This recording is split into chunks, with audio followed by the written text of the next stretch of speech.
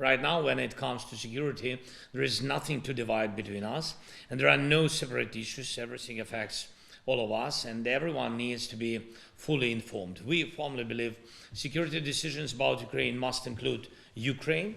That was our position in Geneva, and always security decisions about Europe must include Europe, and the same applies to Canada, Japan, Australia, New Zealand, other countries, and every nation.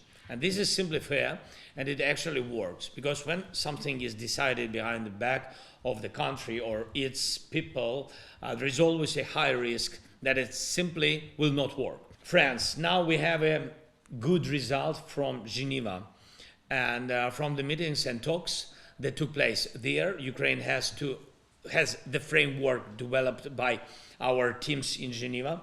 That framework is on the table, and we are ready to move forward together with the United States of America, with personal engagement of President Trump, and with Europe, with leaders, and with all partners who have their strengths and capacity to help. And I'm ready to meet with President Trump, and there are sensitive points to discuss. We have them still. But we must also not lose sight of reality. Russia's war against us is not in the past. It's happening every single day. Every day Russia takes Ukrainian lives. Last night there was yet another massive attack on our country, so we cannot relax or forget that Ukraine still needs defense support, security support, support of our resilience every day.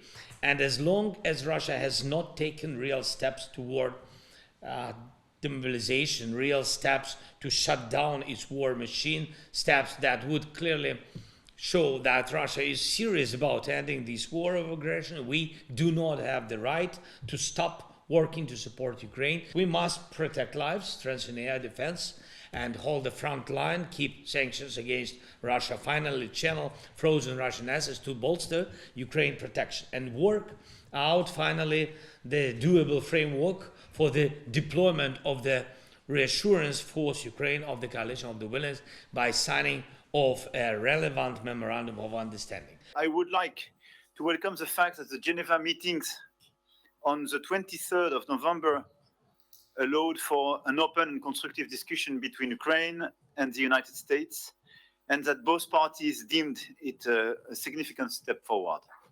We are clearly at a crucial juncture. Negotiations are getting a new impetus, and we should seize this momentum, not because there is reason for alarm. Ukraine is solid, Russia is slow, and Europe is steadfast, but because there is finally a chance to make real progress toward a good peace.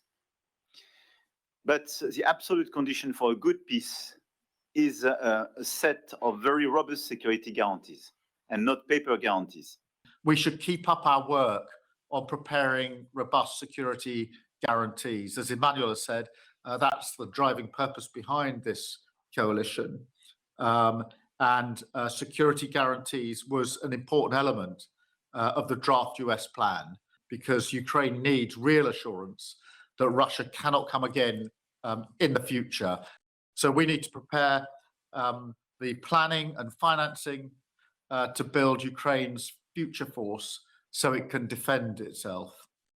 Our military planners, who've worked really hard in recent months, will continue to work on the readiness of that force.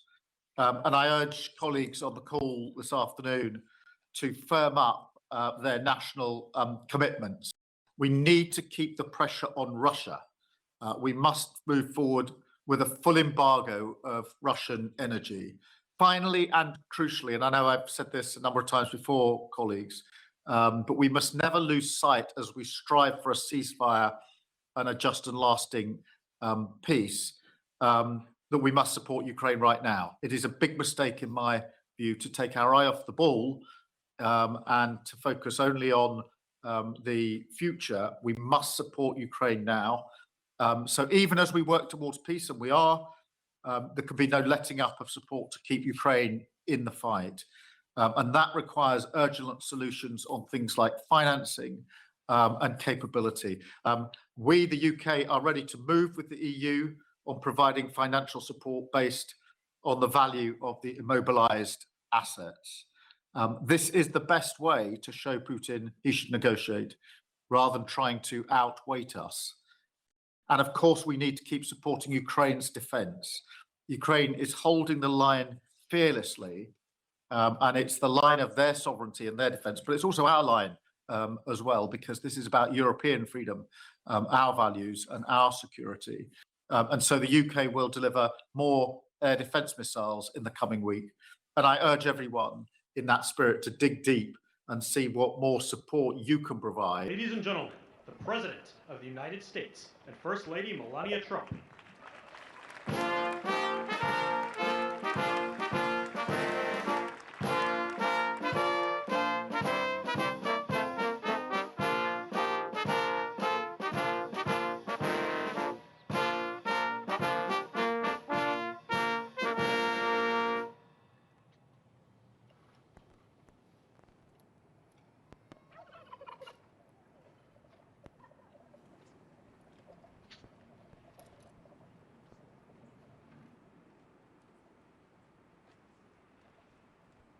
And we're working on that final war. It's not easy, but I don't know. I think we're going to get there. 25,000 soldiers, Ukraine, Russia.